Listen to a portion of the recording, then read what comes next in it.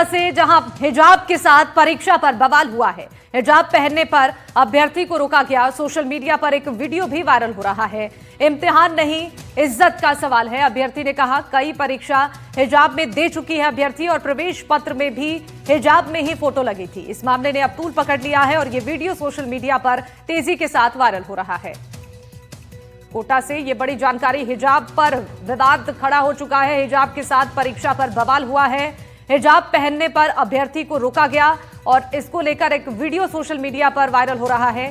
अभ्यर्थी ने कहा कि इम्तिहान नहीं, इज्जत का सवाल है। कई परीक्षा हिजाब में दे चुकी है पहले ये अभ्यर्थी, और उसका ये कहना है कि प्रवेश पत्र पर भी हिजाब में उसकी फोटो लगी हुई है। अब इस मामले ने तूल पकड़ लिया है। राजस्थान कर्मचारी चयन बोर्ड की लेवल 2 18 जनवरी 2026 को REET mains level 2 social studies का मेरा पेपर था, जिसका centre Tilak senior secondary school Mahavir Nagar Kota आया था। मैं वहां 1 बजे पहुंच गई थी। मेरा ड्रेस कोड भी नियमों के अनुसार ही सलवार सूट और चुन्नी था। चुन्नी को मैंने हिजाब की तरह सिर पर लिया हुआ था। उसमें मेरा चेहरा खुला हुआ था। वहाँ के पुलिस कर्मियों में महिला कांस्टेबल द्वारा मुझे चेक किया गया। सभी डॉक्यूमेंट वेरिफिकेशन के बाद जब प्रवेश की बारी आई तो छात्रा के आरोप पर परीक्षा केंद्र प्रशासन की ओर से भी जवाब आया है। सुनवाते हैं क्या कुछ कहा गया है। 18 जनवरी 2026 को REET mains level 2 social studies का मेरा पेपर था, जिसका centre Tilak senior secondary school Mahavir Nagar Kota आया था। मैं वहां 1 बजे पहुंच गई थी। मेरा ड्रेस कोड भी नियमों के अनुसार ही सलवार सूट और चुन्नी था। चुन्नी को मैंने हिजाब की तरह सिर पर लिया हुआ था। उसमें मेरा चेहरा खुला हुआ था। वहाँ के पुलिस कर्मियों में महिला कांस्टेबल द्वारा मुझे चेक किया गया। सभी डॉक्यूमेंट वेरिफिकेशन के बाद जब प्रवेश की बारी आई तो सेंटर सुप्रिटेंडेंट ने मुझे नियमों का हवाला देते हुए प्रवेश से वंचित कर दिया, जबकि मैंने रीट प्री एग्ज़ाम भी हिजाब में ही दिया था। कोटा के तिलक स्कूल पे मुझे शाम को जानकारी मिली कि एक बच्ची जो थी एग्जाम देने आई थी और उसको हिजाब पहनने के कारण प्रवेश नहीं दिया गया। सेंटर सुप्रिटेंडेंट से जानकारी ली तो उसने बताया कि उसने हिजाब पहन रखा था, और कर्मचारी चयन की जो गाइडलाइन है उसके अनुसार स्कार्फ वगैरह जिससे आप आपके कान और सिर कवर होते हैं वो अलाउ नहीं है। उसको समझाइश की गई कि आप हटा के, लेकिन वो तैयार नहीं हुई और बिना एग्जाम दिए चली। वीडियो सोशल मीडिया पर वायरल करा था। सोशल मीडिया की वीडियो की मुझे जानकारी। गाइडलाइन के अनुरूप काम किया है। हाँ, गाइडलाइन के अनुसार उसको समझाइश की गई कि आप हटा लें, कान वगैरह अपने ओपन रखें इसमें, तो वो तैयार नहीं, बिना एग्जाम दिए चली। तो चलिए ग्राफिक्स के जरिए आपको इस पूरे मामले को समझाते हैं। दरअसल इस मामले ने तूल इसलिए पकड़ लिया है क्योंकि छात्रा ने जो वीडियो बनाई थी वो सोशल मीडिया पर वायरल हो रही है। अलीशा ने क्या कुछ कहा है वो देखिए। उन्होंने कहा कि कुछ भी आपत्तिजनक नहीं मिला। जब उसकी चेकिंग हुई तो हिजाब पहनकर जाने की अनुमति उसे नहीं दी गई। परीक्षा केंद्र के बाहर ही उसे रोक दिया गया और सिर खोलना मेरे लिए अपमानजनक था। इस छात्रा ने ये कहा है ये सिर्फ परीक्षा नहीं, मेरे आत्मसम्मान का सवाल है। छात्रा की ओर से कहा गया कि स्वाभिमान के आगे परीक्षा बहुत छोटी चीज है। महिला सुरक्षा कर्मियों ने पहले इस छात्रा की तलाशी ली और जैसा कि अलीशा ने बताया कि हिजाब खोलकर भी उसकी जांच पड़ताल की गई। यहां पर कुछ भी आपत्तिजनक नहीं मिला, लेकिन बावजूद इसके बच्ची को इजाजत नहीं दी गई। और देखिए रीट परीक्षा में ड्रेस कोड को लेकर क्या कुछ रूल्स है वो हम आपको दिखा रहे हैं। किन चीजों की इजाजत है और किन चीजों की मनाही है।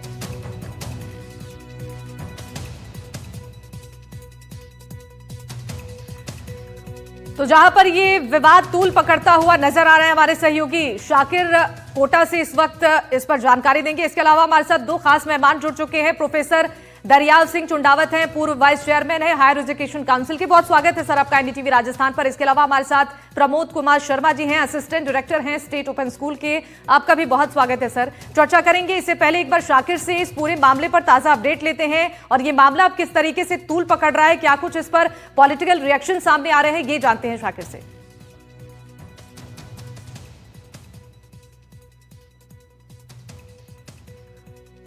जी शाकिर, आवाज मिल पा रही है आपको? देखिए इस वक्त हम उसी स्कूल के बाहर हैं जिसमें सेंटर आया था।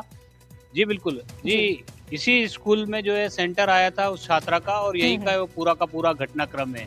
जिस तरह से अभी कुछ देर पहले हमने मुलाकात भी की यहाँ के जो डायरेक्टर हैं उनसे परीक्षा केंद्र में उस वक्त वही संभाल रहे थे। उनका कहना है कि वो कैमरे के सामने कुछ भी कहना नहीं चाहते, लेकिन उन्होंने साफ तौर पर ये बात कही है कि जो नियम थे उसी के मुताबिक जो है सब चीज़ों को किया गया, क्योंकि स्कार्फ के बारे में जो है मना किया गया था कि स्कार्फ पहने हुए अंदर नहीं लिया जाए। हिजाब शब्द जो है वो छात्रा अब इस्तेमाल कर रही है। हमने उस वक्त जो है कोई भी जो है स्कार्फ जो पहन करके आया था उसको जो है प्रवेश नहीं दिया था। अब क्योंकि वीडियो वायरल हो रहा है तो जाहिर तौर पर इस पूरे मामले में राजनीति भी शुरू हो गई है। लेकिन जो ड्रेस कोड है या यूं कहें कि जो गाइडलाइन थी उसमें अगर हम बात करें तो उस गाइडलाइन के हिसाब से वो स्कार्फ जो है उसमें अलाउ नहीं है, वो साफ तौर पर लिखा हुआ है। और हिजाब को हम जो है अगर स्कार्फ के तौर पे देखते हैं तो वो स्कार्फ है, और हिजाब क्योंकि वो हिजाब कह रही है और वो जाहिर तौर पर मुस्लिम धर्म में उसको हिजाब कहा जाता है। जी। लेकिन परीक्षा केंद्र पर जो गाइडलाइन है उसमें उसकी जो है अनुमति नहीं है। हालांकि जो यहाँ के जो हमने इनसे जब बात की है तो कैमरे पर तो वो कुछ नहीं बोल रहे, पर उनका कहना है कि हमने चेक कर लिया था और चेक करने के बाद उस छात्रा को ये भी कहा था कि कुछ देर, क्योंकि कुछ अन्य जो अभ्यर्थी थे वो भी इस बात का ऑब्जेक्शन कर रहे थे कि अगर ये ऐसे जाएंगे तो फिर हम भी जो है किसी तरह हम भी कुछ हम पर भी जो है ड्रेस कोड की बात क्यों लागू की जा रही है।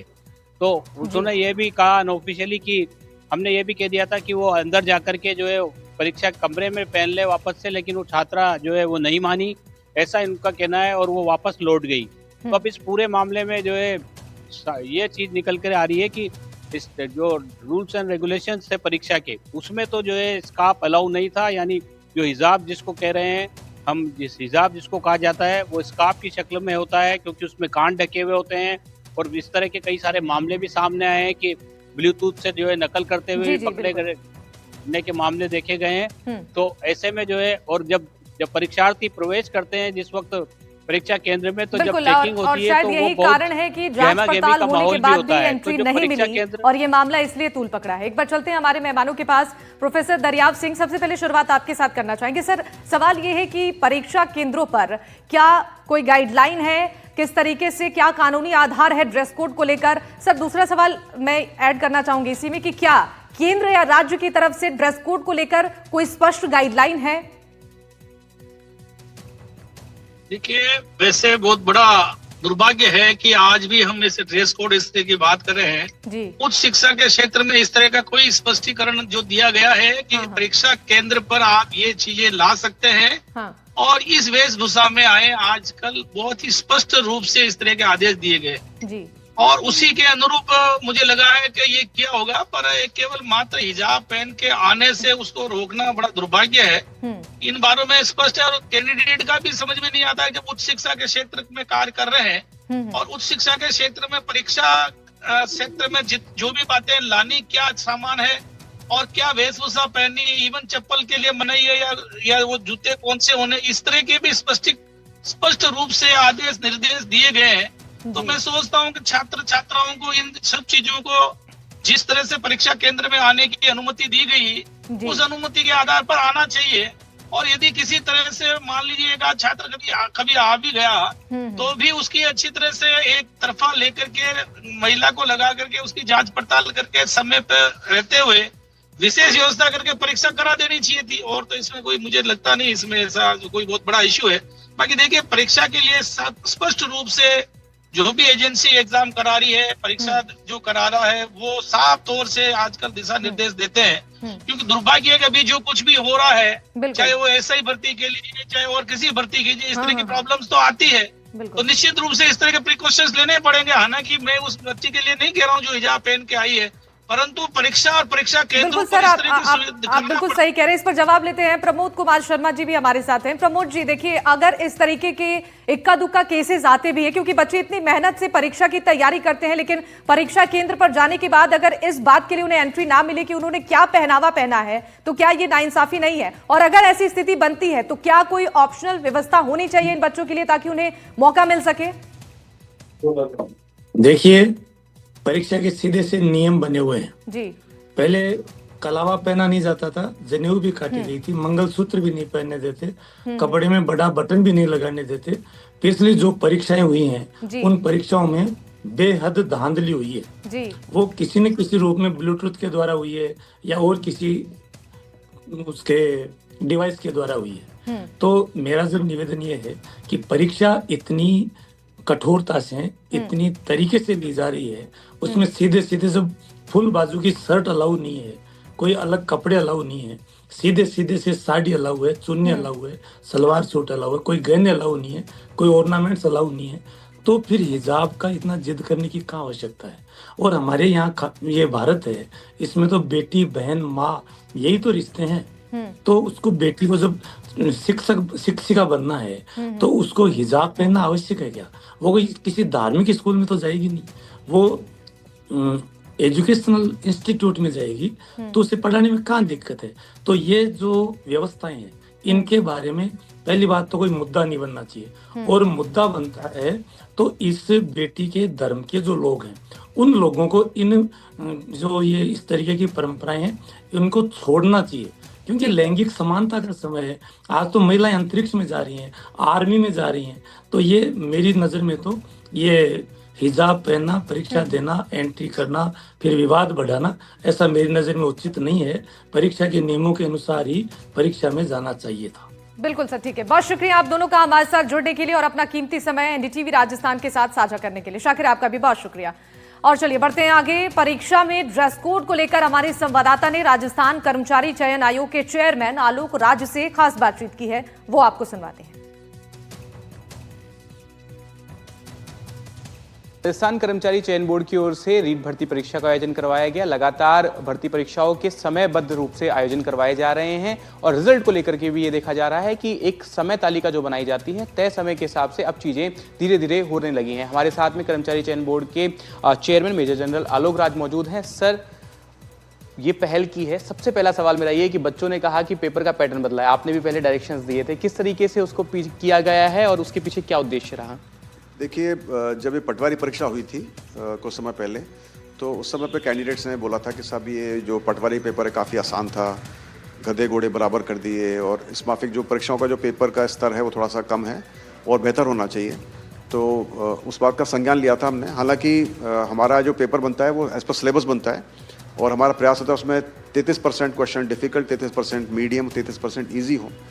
लेकिन उसके बावजूद भी चूंकि बच्चों ने बोला था तो उसका फिर हमने फीडबैक लिया और उसके आधार पर प्रयास किया कि हमारे जो पेपर का पैटर्न थोड़ा चेंज हो, और खासकर जो रीट लेवल 1 लेवल 2 परीक्षा हुई थी जिसकी जो टीचर्स के लिए थी, जो कि कल समाप्त हुई है, उसमें मैं पेपर पैटर्न काफ़ी चेंज किया।